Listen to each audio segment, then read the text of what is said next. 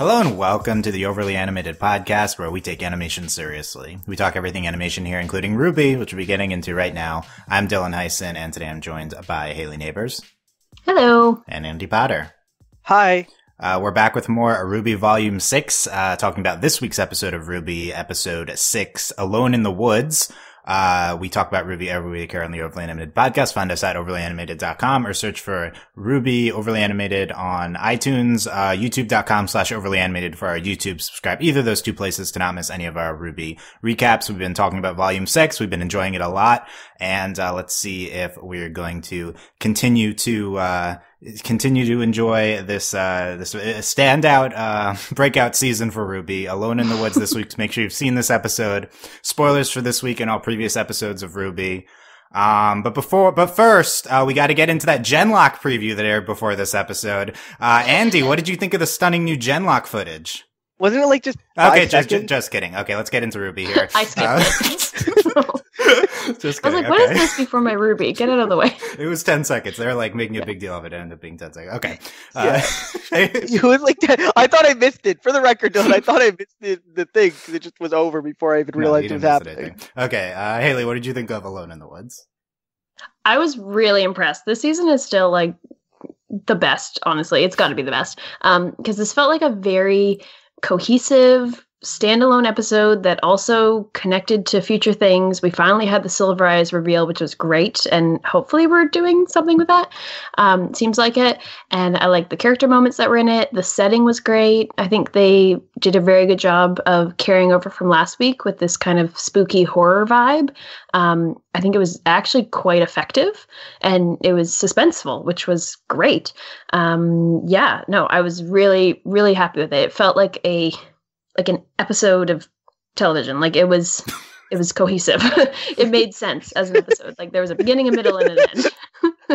Again, it's a show. What? You'd think these would be normal things. But... I know, but it wasn't like, you didn't feel like, I think maybe as virtue of them not having a B plot or anything, where you didn't leave the episode feeling kind of like, oh, okay, that's the end of that storyline. Like they did it correctly.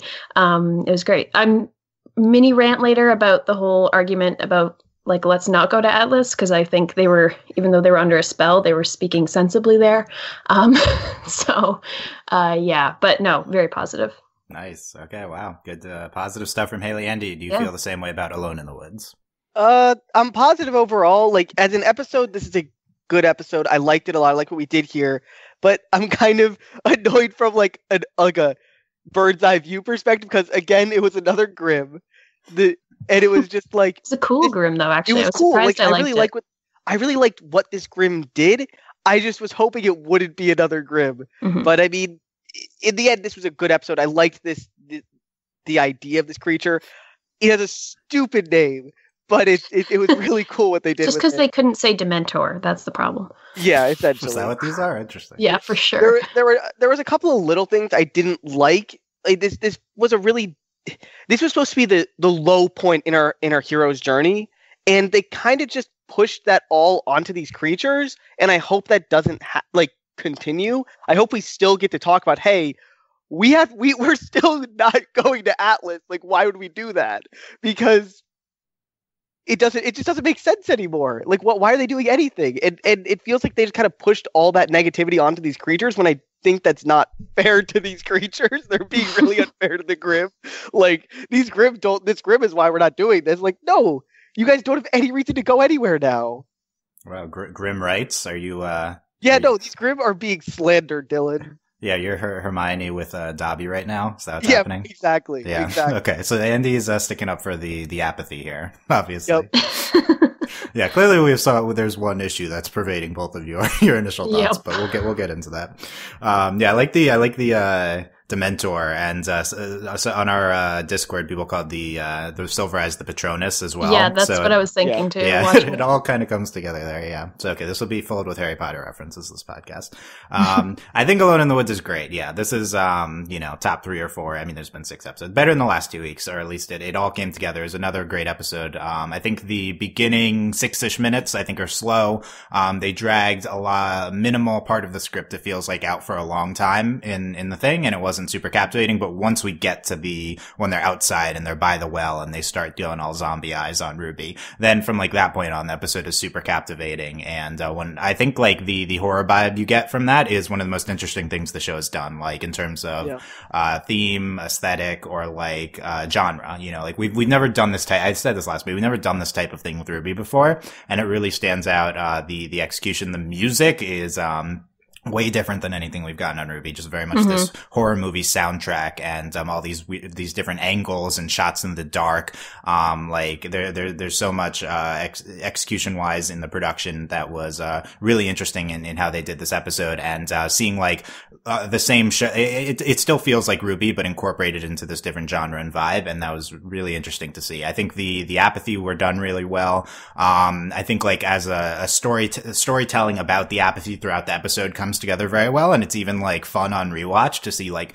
Maria reading the book, and there are these passages in English which tell the story that she's getting into at the end. So like it all is a very cohesive story, like with this great horror aesthetic, and building in Silver Eyes again, giving us like some sort of answer. Like we didn't really get answers, but some sort of delving into the mythology of the show at the same time. Really firing on all cylinders for the second half of this episode. So like once again, just really standout stuff from the show. Very, very into it. And, also we got these, minor ship bait moments as well throughout the episode. So that was they were like, fantastic. Yeah. So that most importantly, it really, I mean, it feels like, okay, we understand what to do with this show now. It's like casual. It doesn't seem forced, which is nice. Yeah. I think they've been doing a good job integrating them well, and I hope it leads somewhere. I'm not optimistic it'll lead somewhere this season, but you know, who knows? Maybe next season? Don't give in already. Don't. I think maybe Bumblebee. Bumblebee clearly is the one that's maybe leading somewhere this season. Yeah. We'll see. We're already 6 out of 14, not even halfway yet. That'll be next week. And, so maybe. It's a long, RWBY's a long season. Maybe we'll start to see something coming together with Bumblebee. But yeah, let's talk about the farms here, and this horror thing that we get into with the apathy, our horror monster. It was a Grimm last week. We kind of just predicted everything that happened last week, honestly. That they were being tired. The things that they were saying were I was trying to tell you guys, it was because of the Grimm. Even though I agree that Weiss is still making sense. It was, they very much say explicitly at the end, it wasn't your fault, it was those things. Just this concept of the apathy, the aesthetic of the apathy, like draining their will. And, then the story at the end with the owner of the farms, bringing it there to suppress the negative emotions that would attract Grimm. So bringing in a Grimm that causes, apathy to, that's why it's a bad name, is because the name is what it does. That's what that word means. I thought that like explanation was really awesome. Hayley, what stood out to you from everything involving the apathy and like how the horror movie thing was presented? I think in general, I actually felt suspense, which I feel like I've never really felt watching RWBY necessarily. Like, even in the big battles, like, they're not going to die, so it's fine. But I did have a moment where I was like, are they actually going to kill Blake right now? Because, like, it seemed like it. And even just them going into the tunnels and everything, because, of course, we didn't know what these Grimm were going to look like. And I think their design was great for what they were. They were really creepy looking. And just the sequence where they were running through the tunnels and kept getting stopped by the Grimm, I think that could have ended up looking kind of like cartoony, like, oh, we've caught you again. But it was actually, it felt like they're being surrounded, and like for some reason, like there were real stakes in this kind of battle, I suppose, which I wasn't expecting from just like a mid-season episode on a farm. But it worked. It totally worked. I think it was really effective. And I know like it would have been nice if they were something other than a Grimm, but this was a really neat Grimm, and I think they handled it really well. Wow. Okay. Yeah. We were worried about the Grimm. So, Hayley was satisfied. Andy, were you satisfied with the Grimm, and like what stood out to you from all the horror stuff? Oh yeah. I was still satisfied with it. Like, this is just like a top down thing. Like, I wish there were other things in the world that were dangerous other than Grimm, but this Grimm was really good. I liked it I think the middle part was the weakest. I think when they were running through the tunnels was probably the weakest part of them. I think right before they revealed what they were, like when they were in the well walking around and when they were asking RWBY to drop the lantern in the well, like that was one of the best parts of it. And then also when they were in the cellar, when they're all surrounding Blake, like both those moments were really good. And I think the suspense there, like I agree with you, Hayley. I really thought for a second Blake was going to die, and I was like, it seemed like wow. it. It was very well done, just the way they constructed that scene, just the fact that I had that reaction to it, even though she's one of the main characters. I just think this is just incredible, all this stuff. It was really well constructed. Nice. Yeah. And I think as always with this season, the execution is really what most jumps out at you, is like the way they executed on this horror movie. And I got into that a little bit already, just everything with the light placement, like the lighting in this episode for sure, the music, the way the cinematography, the way the shots are constructed, that's all really spectacular. But I'm going to give the thing, I'm always looking for narrative. That's like my number one thing in everything here. And, props to the writing. I think the story of the apathy really came together well for me.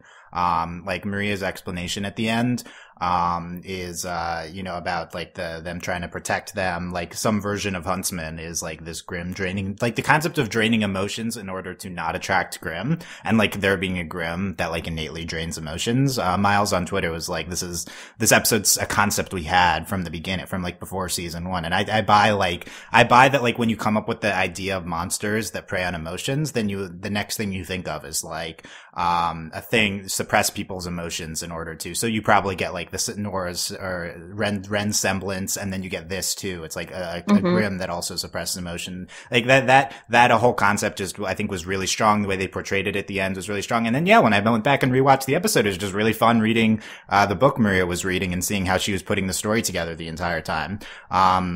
I think it was like one of the more well-constructed single episode, like within an episode narratives the show has done. And it like that, enhancing all of the, like the aesthetic of with the horror movie stuff going on, really, really came together well for me. For sure. I think it's also an effective Grimm too, because it isn't just a Grimm that you are like, that they have to fight and battle, right? Yeah. Like you kind of got the feeling that they can't do anything to defeat this Grimm, and it isn't really, it's not like inflicting violence on them or anything. It's just going to make them not care if they die or not, which is really dark and scary.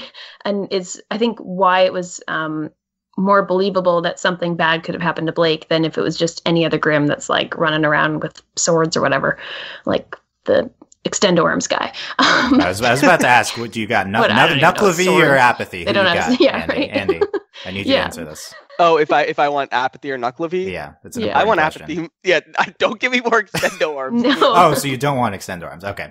I think Hayley, I think that's a fantastic point. Like when we said we don't want another Grimm in this world mostly just function as like faceless video game encounters. Like they pop up, you battle them, you defeat them, you move on.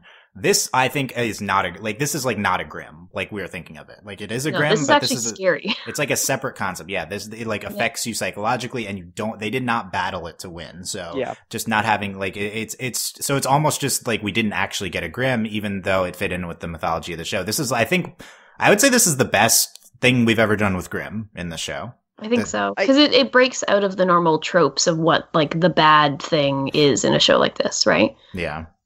Yeah. Like Cinder's arm, Salem controlling the Grimm. I feel like this standout. It stands out more than anything. For sure.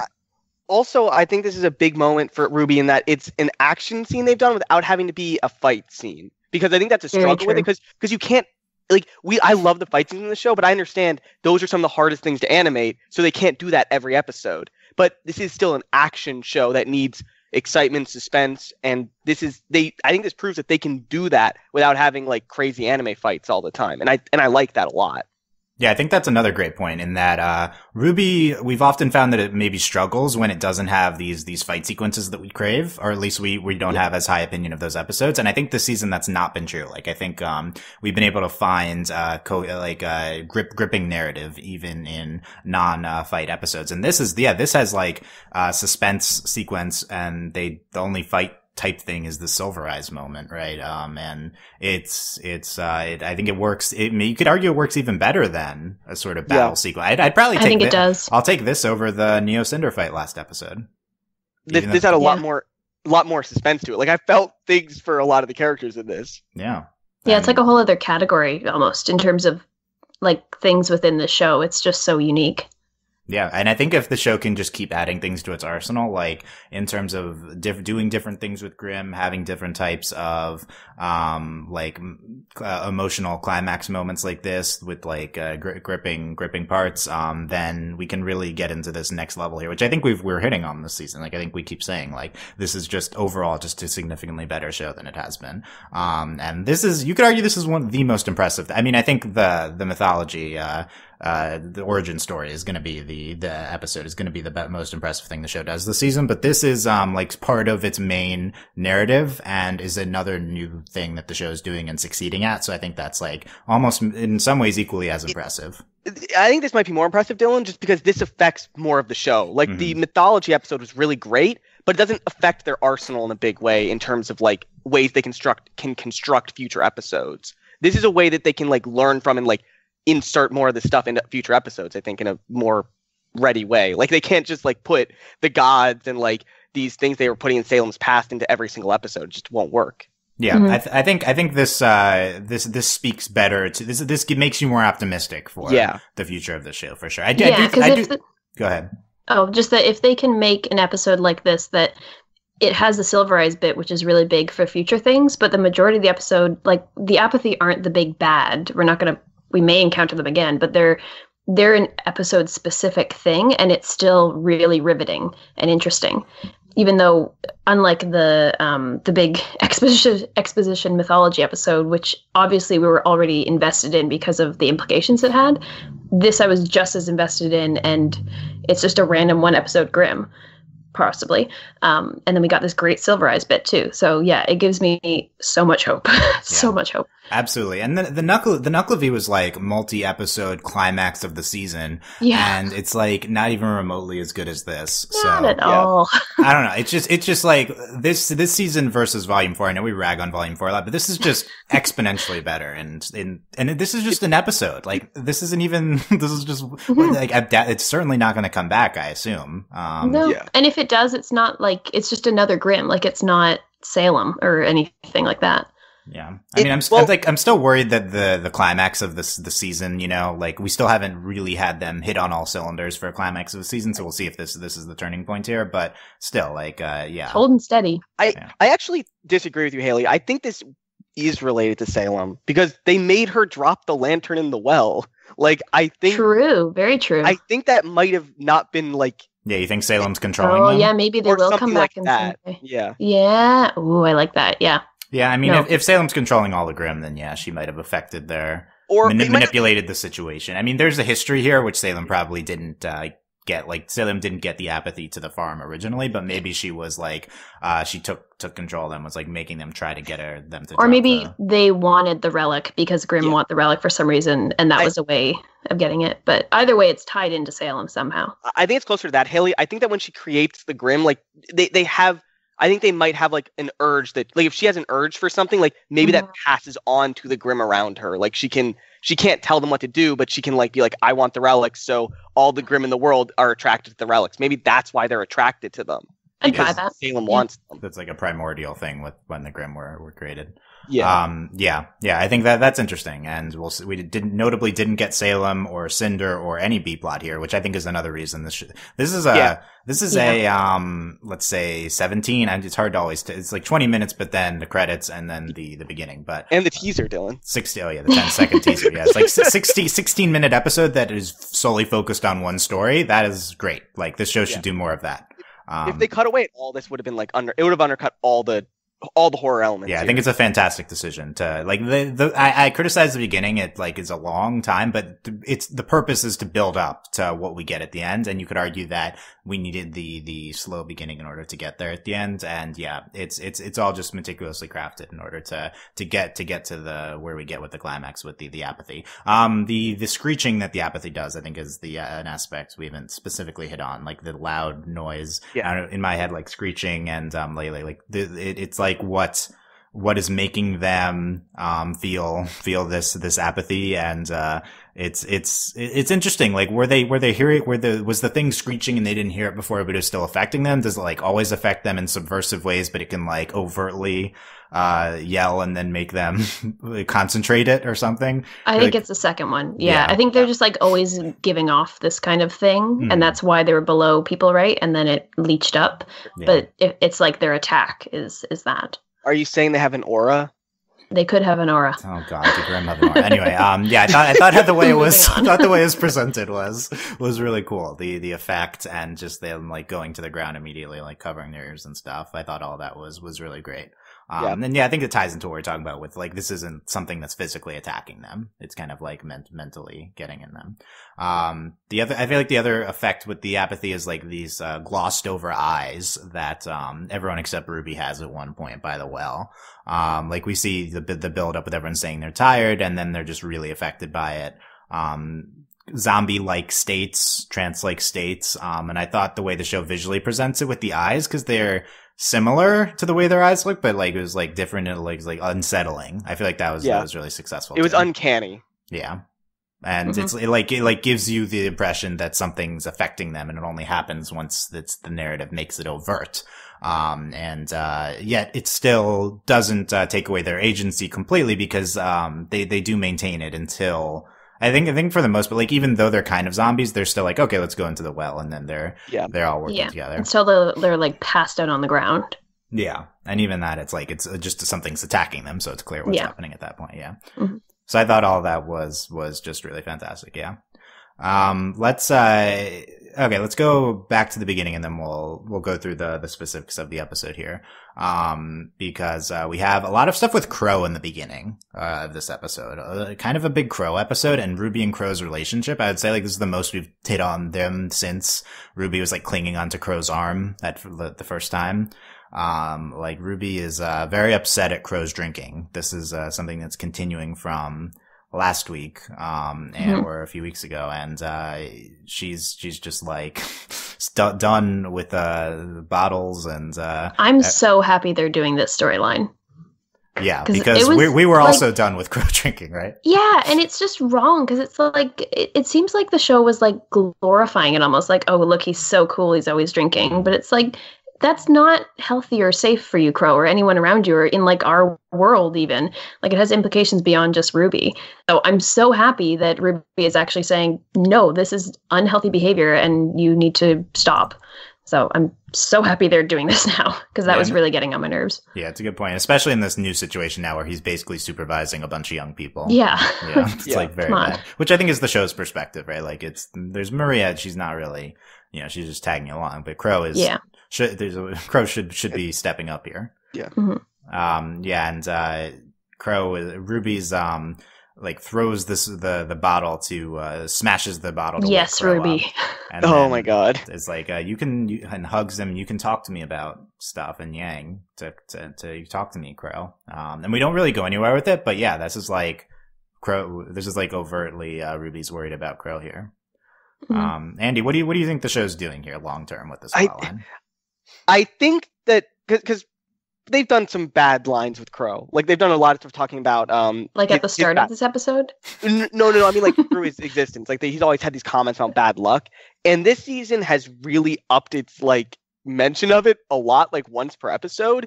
And I was really upset about that until the end of this episode. It feels like we were really, really hammering home that Qrow's mental state is not good. But not just for like this is his character thing, but we're moving somewhere with his character now. And so this episode made me kind of hopeful that we're going to move Qrow back to being like he is a good character. It's just they use him in kind of not the best ways. And I feel like we're finally pushing his character in a direction that would be interesting to watch, because I don't want him to just sit in the corner and go, man, I'm unlucky every single episode. So I'm really hopeful about this plot line. Yeah, I think we all thought Qrow had a chance of dying this season, which is the same thing we said the past 2 seasons. He always does, really. Let's be honest. I thought Qrow was going to sacrifice himself this episode. That's what I thought it was building. That'd have been fun. Yeah. That'd have been would have been engaging is maybe a better word. Would have been engaging for sure. Yeah, I feel like this episode maybe makes it less likely he dies just because RWBY, we can talk. Like, that would be really tragic if after that, all that Qrow still self-destructs at the end of the season. Like, even though RWBY is like trying to help him, like, it would have been more of a shock thing, I feel like. I think it's still possible, though. I still think it's possible he self-destructs and he doesn't learn from this, because it looked like he was pretty shattered at the end of this episode. He didn't talk at all once he got into the cart. Yeah, it's not like he was in a better place. RWBY offered, but it's not like it went anywhere. So that would just be. Hopefully, he was like realizing maybe that they could have been killed and he wasn't. Yeah. I think. Suitable. I think it's really possible that he blamed himself for this, for his bad luck semblance. Which could go either way. But it's stupid if he thinks that. But I think it's completely possible with his character. But if we actually do that and talk about like his bad mental state, I think it's fine though. If that if that wakes him up to be like, okay, I need to do something here, that would be great. I'm concerned that they'll be like you said, like he has to sacrifice himself or something, or feels that he has to sacrifice himself. Yeah, we've just been on Qrow being upset for a while now, and I don't think it's a particularly great storyline.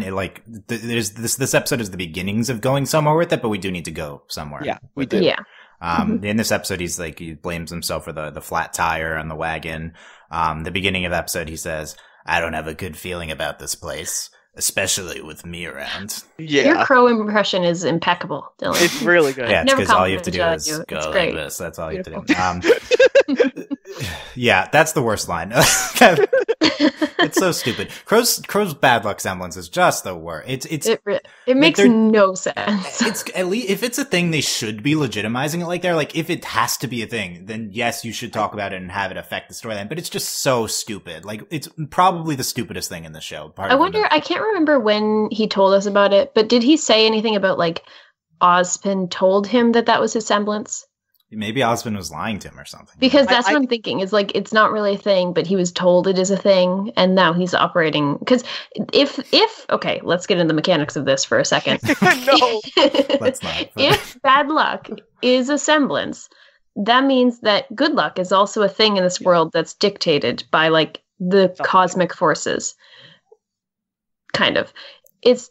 Like it has too many implications to be real. Yeah, I understand where you're going with that. I have no comment.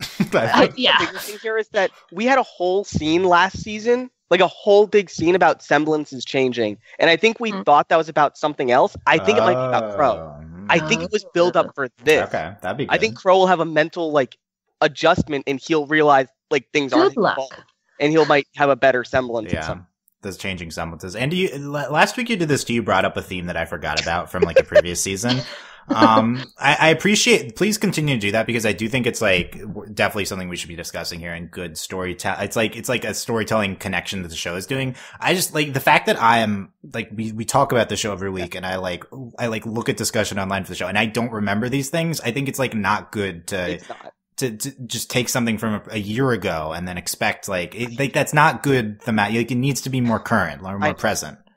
I'm mentioning this, Dylan, because I purposely look for the things that could be thematically related for this when I come onto these, and that's the one scene that hasn't been thematically paid off yet. That's good. And it's a good idea. Please do. I would say for the show in the future, it needs to be within a season in order to really what other show takes the theme from a whole season ago and then randomly pays it off? That hasn't they been haven't paid it off yet in any season. Though. That's the point. Like they haven't paid it off yet, and I think that we could still talk about it before it changes. Though we could next episode we could talk about it maybe.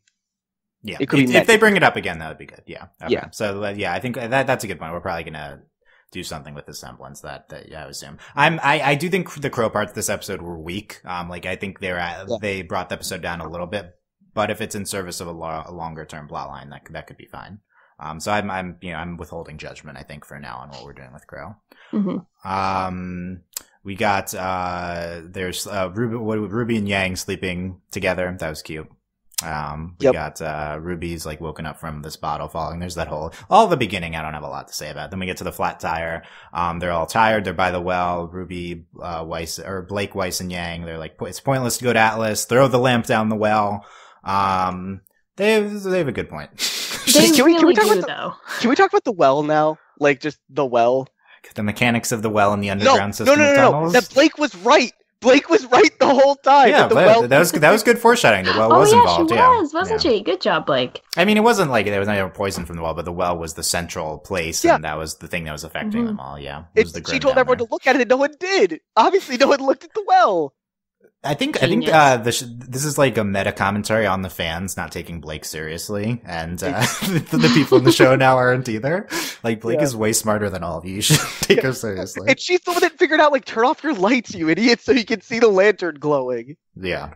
But it's a good point, because these are I think are good callbacks to Blake being like the studious one in the beginning, like reading all the time. That was her introduction to her character. Yeah, she should they should all listen to her. What, Ruby and Yang are the smartest? No. Like, Weiss is, I guess, but, listen to Blake. Okay. Blake should be coming up with plans, I feel like. Yeah. Anyway, I think Blake's been pretty well used this season. Yeah. I think maybe even strongest character this season. They've done a good job divvying out, plot lines and screen time and stuff among the main four. So I don't think there's really one that jumps out at you, but it might be Blake so far. They go down into the well, we talked about everything aesthetically and art-wise already, and ship moment, Ruby's hand on Weiss's back, as they're way more ship things than they did last episode when they had a long discussion. But yeah, they take that moment, and then Ruby Silver Eyes quickly to save Blake. That was extensively discussed. Great moment. Maria asks Ruby what color her eyes are. And, she says silver. So we get this shot from Maria's perspective, and like her goggles. The intent is to illustrate that she can't tell, like, through the goggles, they're all tinted in a certain color, so she can't tell what Ruby's eyes are. I thought that was great. I do think we could have toned down the color a little bit more. It was like, okay, I could tell Ruby is red. It was a little subtle. Could have been a little bit more overt, but yeah, I thought that was like again, creative, shot choice, continually. I'm gonna try to point those out more, but yeah, I thought that was really good too. And it got across how she views the world better than ever her explaining it. Yeah, absolutely. What do those goggles do? Like, is she blind? Like, can she see? Like, she presumably can see, but yeah. So, like, those are like, presumably assisting her to see. We'll get back to that at the end. And then, it tells Ruby to focus on how the people who love her make her feel. This is what a revelatory, yeah, that's right. Like, channel positive emotions. Yeah. I mean, if Silver Eyes are the anti-Grim, Grim is negative emotions, this is just positive emotions. I think, like, anything in that realm is going to make sense. But, this is like the most explanation we've gotten for Silver Eyes. Like, focus, on how the people who love you make you feel. And we get a shot of Weiss and Yang. And then, she says, life must be protected. I don't know if that's related. But yeah, just want to point out we get shots of Yang and Weiss and Yang, the two most important people to Ruby, girlfriend and sister. And then then she does the big silver eyes and kills them, but I guess there's like a ton of them, so there's more coming later. Yeah. So I thought all that was really fantastic. I think it was really effective because we've been like waiting for the Silver Eyes thing to come for so long. Yeah. And this was actually, it felt like right, kind of like it worked. I was shocked because I figured that maybe when the Silver Eyes come back, it would be kind of just in the middle of a fight and gets dramatic and she's like, "Wah!" But I think surrounded by a scene that was really strong like this one and was already really emotionally charged, it just worked. I don't know how to explain it, but it worked for me. Sure. I think this works better. Like, this is the only scene that it could have worked with. Because, like, if it was in the middle of a fight, I think it's like, why didn't she just, like, attack it with her sight? You know what I mean? Like, and it would have been so distracted. Sense. Yeah. This works so well because, like, she can't do anything else. Like, you have to bring your characters down to the bottom before you can show new stuff like this. And I think this is better than some Deus Ex Machinas that shows have done, because it's just like, this is something we did kind of see before. Mm-hmm. Yeah, like, this was believable. This felt believable. Yeah, I think it was a great incorporation of Silver Eyes. I think it was better than the first time we saw Silver Eyes. Yeah, agreed. Yeah, that's good. That's like the climax of a season. This is just one. Yeah. So I thought, yeah, it was cool. I'm interested if Maria is going to be coaching her back to that in a second. Yeah, they come out of the wine cellar. that was what we got last episode. So yeah, it was the Grimm were connected to that. Yang takes Blake's hand and they run away. Yes. Hayley, what's your analysis? Oh, it was so great. Well, like I said earlier, it was just like instinctive, and they weren't like, oh no, not my hand. Like, it was just normal, and they were great and supporting each other, and I loved it. So Blake like looks at Yang in surprise and is like, what? Yeah, but she like went along with it because okay, Yang is like harsh on Blake this season because she's like mad at her and like what's going on, and so Blake's, and this show's like, that's just like a block, and like once you get past that, this is how Yang feels about Blake, and so Blake saw that, and also that Yang instinctively was like, I gotta grab Blake's hand. Yeah, absolutely. That was great. Yeah, it's very important. Very happy about that. I think it's the most important scene in the episode. Probably. In terms of ramifications further on. Hopefully, ramifications. Yeah. Weiss, like drops alcohol and then sets the Grimm and the house on fire. I like that scene for her. Cool. That was good. Weiss doing elemental stuff is always cool. And she was thinking too, like, good job. Like, everyone's really smart this episode for some reason. I don't know, this is just the most like season 1 Weiss ever. She's just like, I'm gonna burn down this house now, guys. Yeah, I don't know how much effect it's gonna have. You're not gonna kill all of them, and I think they could outrun them pretty easily. Like, I think it'll get rid of the house for future travelers to go into. Yeah, that's true. Don't come here. Yeah. Yeah. But no, that's why I think it's the most season 1 thing ever, Dylan. Because it's just like for Weiss's own, like, she wants to do this because she's really mad at It's just emotional catharsis, for her. Just burn some of them, Yeah. Then they leave on the wagon. We have like a cool pan to the new shot of then Maria explaining what's going on. We talked about this already. The backstory with Bartleby and bringing the huntsman back. The rest of the pack came for the apathy.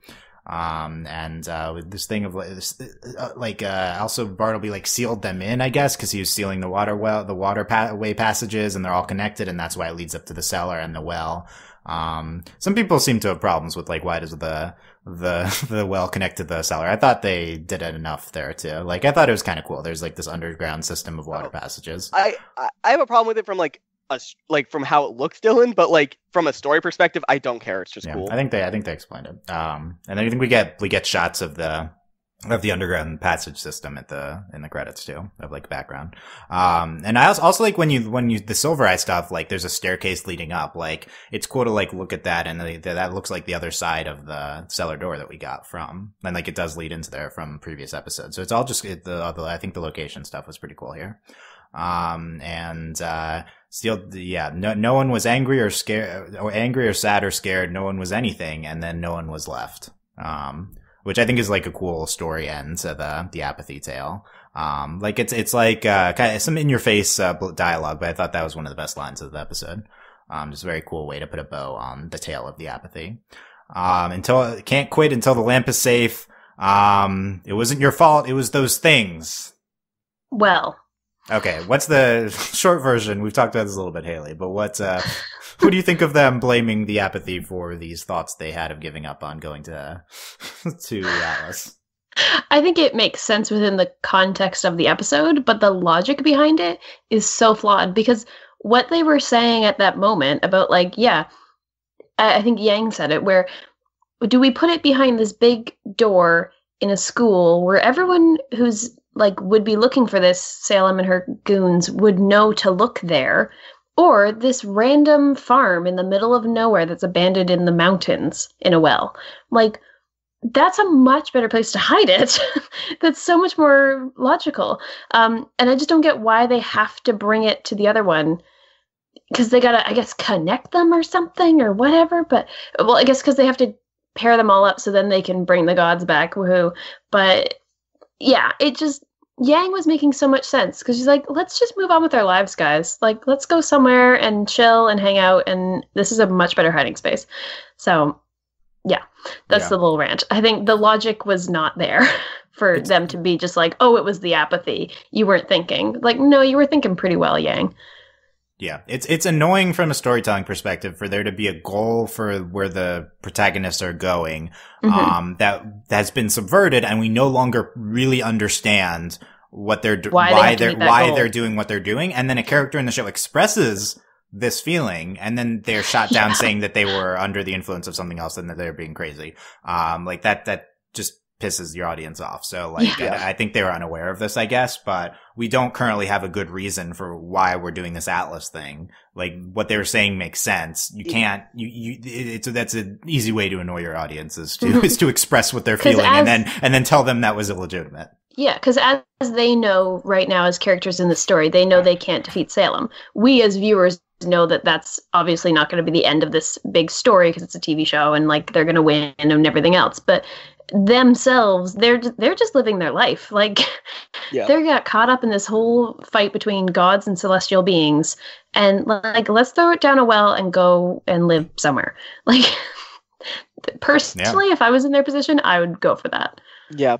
Or just burying in the snow. Like, there's a whole movie, like, Fargo, they just bury somebody in the snow and no one found it ever. Like, that's just how it works. Just bury it in the snow. Even if they still want to go where they want to go, they can totally do that. But I still think it's safer to bury it there than wherever they're going.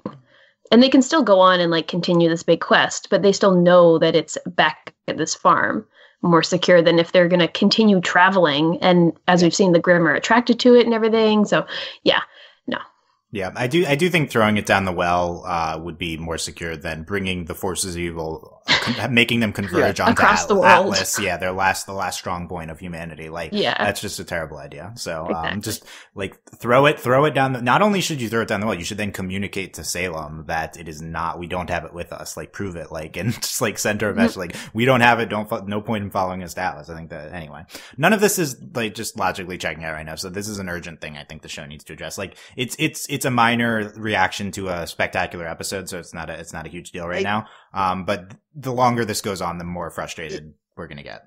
It's also possible that they were less apologizing for what they said and more for the way they said it. Like maybe next episode, that would be good if they communicated that. I don't think they really communicated that. No, they don't. We can look at it that way to make us happy. Maybe they'll talk about it more next episode. Yes, that's what I'm saying. Maybe next episode, like Weiss goes, well, like I apologize, but I still think why are we doing this? And that'd be good. I think that would be a good way to cover up what our problem here. There's all the minor issues from this episode really could be addressed in like that. I think that and the Qrow stuff really are urgent things to talk about next episode. Hopefully, and are reflective of a bigger season issue rather than an issue with this episode specifically. Yes. As well. Yeah, I don't think it was really this episode's fault. Yeah, no. and it did interesting things with it, kind of.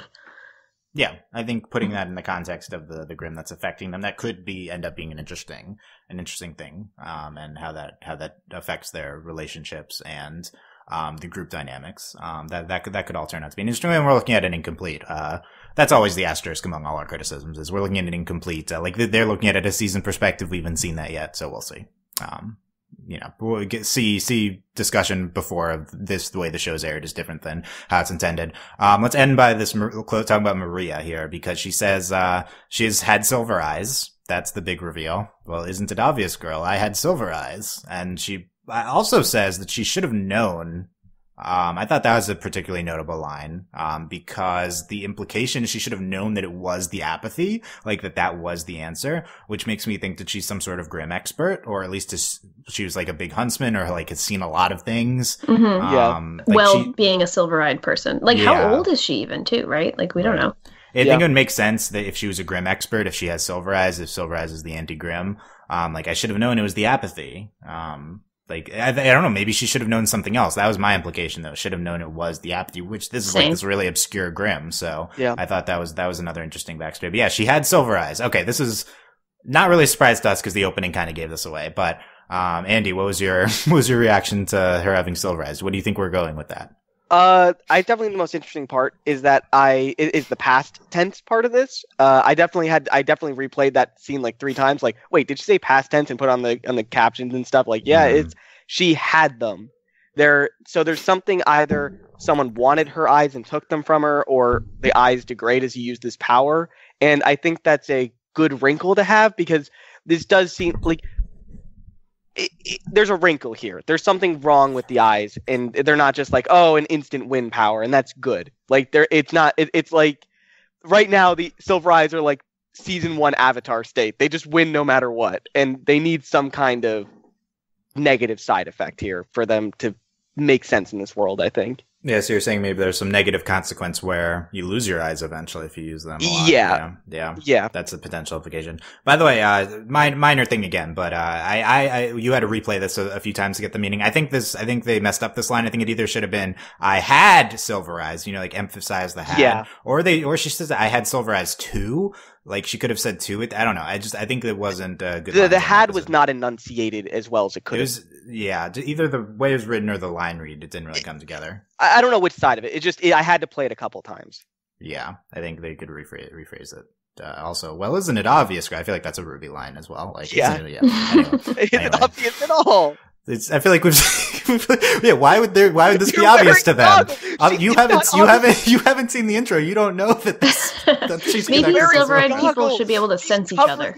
The obvious thing that would show she had silver eyes. I actually want someone to go back and tell me how many times the show has said things are obvious. Like I feel like Control F obvious on all the RWBY scripts would be a lot. Okay, anyway, Hayley, what was your reaction to her being silver eyes? What do you think's gonna happen here? I just thought it was like the greatest drop the mic moment from her. It was so great.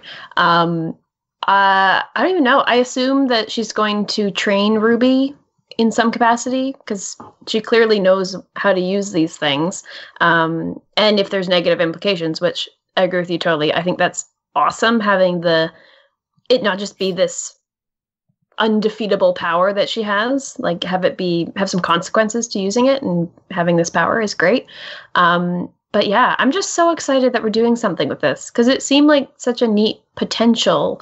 And we're actually doing something. And I think it's nice too, because I guess in my head, I'd always assumed that maybe Ozpin would be the one to teach RWBY about this since he knows like everything. But I love that it's just this random like old lady that showed up and she is going to teach RWBY. I think that's so great. It's like her Yoda kind of thing. And again, like ladies teaching ladies is awesome. So I'm a big fan that we're actually, it seemed like in the intro that we were going to have this come up in this season, and I'm happy that it's happening now and not like episode 11 or something where we don't really have enough time to get into it. At this point, we could do something with it so that it is actually a factor in the finale, which is great. So yeah, thumbs up, A+, great. Yeah, I agree. It's a great move in the context of the show to address Silver Eyes right now. RWBY having like a female Silver Eyes mentor is fantastic. Like this is just all around very, very good and exciting stuff here. Okay, Maria backstory episode, yes or no? Yes. We learn what she is. We see her when she was younger. I think so. Based on the comment that you were saying about how like she should have known that it was a Grimm, clearly she's got stories to tell. We already did our backstory episode, so maybe not a full one. Maybe it's like parts of an episode or something. Like maybe next episode, if we are ignoring any B plots or anything, maybe next episode we have like a Cinder B plot, but then have them sitting around a fire because they love that. Telling about them. Yep. That's right? Like, that's our mythology. Sitting around a fire revealing the mythology is the show's like a scene go-to, trope. Yeah. That might happen. Okay. Yeah. It's, like I've said before, I actually think the show excels at backstory. So I'm hopeful that I think it'd be neat. Is what we'll do. Just I think they're better at writing backstory than in the present. Which honestly kind of really interesting considering this whole world is based on the fact that there's a backstory to it that is I think it makes sense for the show. This is a show with like way too much mythology and like way too much world building considering the things we've done. So at least they're good at it. Yeah, it's interesting. Yeah. Okay. My second thing with Maria, I think not more likely that she had some sort of accident, where like the consequences that you're always fighting Grimm or they're drawn and trying to kill you and she had a Grimm attack. And that's how she lost her eyes versus like your eyes. I think it's too depressing to have the notion that RWBY inevitably will lose her eyes. It is pretty sad. It is. So I don't know. They also, and maybe that's too similar to the relic though, that it draws Grimm to you. It could either way, interesting. Whatever how did she lose her eyes? Yeah. Definitely Maria is an intriguing character. I don't know if she's been particularly great so far. She's used pretty well here with the backstory for the apathy in this episode. Interested to delve more into this character. I think that's it from Alone in the Woods. Very positive from all of us on this episode. Hayley, what final thoughts here? Final thoughts. I guess the title really should be like "Alone in the Sewers" or something, because they were barely in the woods. But Yes, that was my comment. Yeah, it's like a cabin in the woods type thing. Yeah, exactly. Yeah, it's punny. But like I was saying earlier, I think it's such a good standalone episode, which gives me so much hope for this season and the show in general, because they came up with really interesting ways of shooting things, and the production and the writing and character moments and everything. And it all culminated in this moment that we've been waiting for like so long, to actually have some, like, not closure, but like, okay, let's actually talk about what this Silver Eyes thing is that we've all been wondering about for however many seasons. And I think it was done really effectively. So yeah, it's season 6, still going strong. It's really good. Nice. Andy, final thoughts here. The thing I'm really excited about for the season is that I think that they're finally, it feels like they've constructed this season with a lot more care than other seasons. Not that there wasn't care put into other seasons, it's just that it feels like there are thematic beats that are running through all these episodes, that are building up to things, that I finally feel like all the foreshadowing we're seeing here is actually going to lead to something. And that really excites me, because now I care about I care a little bit more about what Qrow's saying. I care more about these little interactions all the characters are having with each other, because it feels like we're leading to something. And that's really what was missing from season 4 and 5. It was hard to care about any given scene when it felt like it could easily just be a one-off thing that never came back again. But here it's like every scene feels like it's important. Every scene feels like it could be a moment where a character has a realization, or a relationship builds and grows. Like it's just such a great change for the show, and I'm really excited for how the season's gonna continue and end. Nice. Yeah, I said this earlier in the Discord. I don't think the scripts themselves have necessarily improved. I think it's like the season planning and the outlook for the show. Like, it's just compared to Volume 4, where they had like nothing in this, and this season they have so many interesting things we're getting into, and they just have like a much better feel for exactly what we're doing. They're pacing it incredibly well. That's like the big improvement to me, and you know, I think I'm still frustrated with the dialogue. It's not standing out as much because the rest of the stuff is good. I actually think like it's more urgent to fix now that this is like, I feel like we're good dialogue away from being a very good show, but we're not there just because nothing anyone says is ever particularly interesting. Like it's, and I don't know, I don't want to feel that way, but that's like, to me, is like the glaring urgent thing to get there with on the show. But that's something they can fix, and like that's crazy. RWBY's actually like a step away from being good. That's like, we're in the same position with the writing that we were last season. It's like, okay, if you bring in 3 writers, maybe the show is better, but it's still like, you know, it's still not gonna get there. Nothing original, really. This season, literally, we're more writers away from being a great show. Like one missing puzzle piece, which is going to make it all the more frustrating when it doesn't happen. But which isn't, you know, it isn't to say this is Miles' fault. Like, he's writing Mal and Carrie and as every episode, and like I said, I think this episode's really well written, and he's been doing a great job overall. But like, the show is at a point now where it's like the best indie animated show in the world. Like, that it needs to have a writing room. Like, it needs to have more people anyway. Okay. That would have been my rant if I wanted to get into that more. I mean, it's going to be a recurring thing this season. But like the framework of the show is really strong right now, which is, that's what is, I think, really hard to work on too. Cause like you said, you could hire some great writers and that problem can be pretty well solved. But if they're writing into a show that isn't doing like interesting production things or has a neat story arc that they're going down, then it can't be effective. But that is effective now. The worry is that their like 13 season arc thing would never make the show be able to excel, and this season proves that they are able to excel in that framework. Well, we still have time for the rant, Dylan, because we're only on episode 6. Oh yeah, they'll be there. Yeah, we have 8 more episodes this season. There's got to be a crack at some time. Well, I hope not. Like they've done. I thought there'd be a crack already. Yeah. No. Yeah. Nope. All good episodes so far. It's very impressive stuff. Okay. Ombudsman Corner this week. No real things we said wrong. Just maybe last week we said that the rant about the semblances and, that it protects them from the cold. We treated that as a factual thing, and that might have not actually been said on the show. I'm still unclear on this, but, so if we treated that like that's definitely something the show has said, where semblances project you from the show, and it might have just been a fan implication. I do think the show's implied it, but, I do always want to be clear whenever something is explicitly stated versus implicitly taken away by especially fans, with auras and semblances. Of course, that'd be as factual as possible. Still annoying that they are in skimpy outfits in the freezing cold, but I stand by that. But yeah, okay. 5-star review of the week. Again, thank you guys for continuing to give us 5-star reviews on iTunes to combat all the early negative reviews. Look, this isn't a case where we're trying to improve our already good star rating. We're trying to get this back up. I mean, the main feed has good reviews, but the RWBY feed, if you go specifically, RWBY Overly Animated, click on the one with RWBY's weapon on there.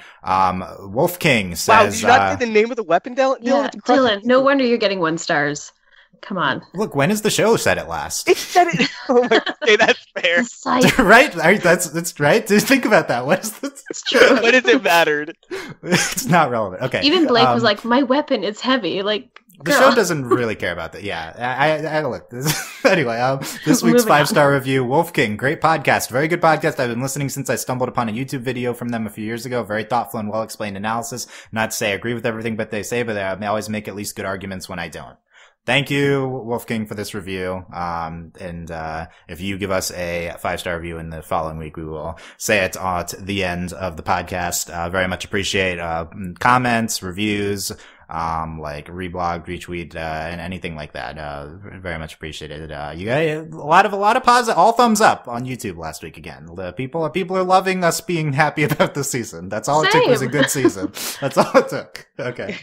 And, talk about RWBY with us on our Discord, overlyanimated.com/Discord. You can help pick the screenshot for the podcast if you're on it right after the episode, or at least in a few hours. You can support us via Patreon, patreon.com/overlyanimated. Thanks to our current patrons, especially our patron of the podcast, Ryan, aka Brian, and thanks always to our patron executive producers, John Ryan, Steve, Alex, and Hugh. Ongoing, we started the 2018 OVA's End of Year Animation Awards. Last year, Weiss got nominated for Best Character. Yeah, she did. I'm just gonna say that's not gonna happen again unless you guys flood unless more of you become patrons. It's not looking great. So if you want if you want Best Girl to be nominated once again, you need to help us there. Weiss that was the only year Weiss ever had a chance, and it's too bad. Yeah, she hasn't been as good this year. She's still great, but she's just really stood out last year. I'd say her burning down the house is a great moment. That's really good. That's a pretty great moment. There's no consensus on who to nominate out of the crew. Like Blake, maybe. Yang was also phenomenal last year. I'll say RWBY has had a lot of growth, but she's not even close to like best overall. Yeah, I don't even know. Salem for supporting is getting some push too. Like, some interesting possibilities. Yeah, patrons and staff get to nominate for the OVAs, and then it'll be public for the choosing the winners. So you can up that. Anyway, check out other stuff at overlyanimated.com. We have a Miraculous Ladybug podcast going up this weekend. We had a Mirai podcast, a new movie, anime movie. Justin was on that. So we're going to have a Wreck-It Ralph 2 podcast coming up. And just a lot of really good, heading into a busy December here with Steven Universe of Ultron and the continuation of RWBY. Not gonna have a week off until the end of the month for RWBY, so at least we know. Let us know what you thought. YouTube comments, overlyanimated.com. Thanks guys for listening, and we'll see you next time. Bye. Bye. Bye.